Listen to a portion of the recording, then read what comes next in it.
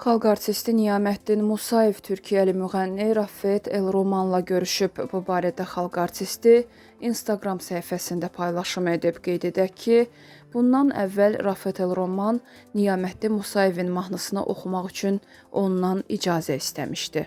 Məhəbbətin qüdrətini mən belə bilməmişdim, amma Məhəllə filminin məşhur simaları, məhəbbət və qüdrət obrazlarını canlandıran əməkdar artistlər Dilarə Əliyeva və Rafael İskəndərov bir araya gəliblər. Aktyorlar birlikdə çəkilən videonu sosial şəbəkədə paylaşıb. Rafael İskəndərov onu Instagram effekti ilə çəkən Dilarə Əliyevaya etiraz edib. Aktrisa makiyajlı qüdrət deyərək zarafat edib.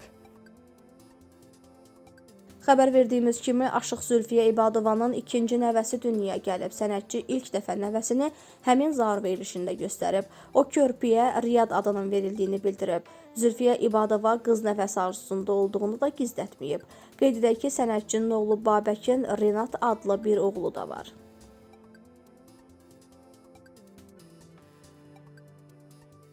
Xalq artisti Ramiz Novruzun aktyor oğlu Cavidan Novruz atası ilə bağlı xatirəsini izləyiciləri ilə bölüşüb. O, uşaq yaşlarında atasının rol aldığı tamaşada öldürüldüyünü gördükdən sonra çox sarsıldığını qeyd edib.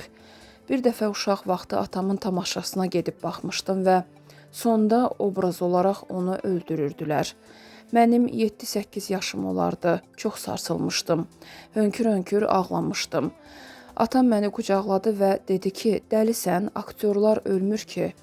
O sözə nədənsə çox inanmışdım və müəyyən yaşa qədər elə bilirdim. Amma o vaxt anlamamışdım ki, o sözü cismən demir. 2 gündür yaman çox darıxıram.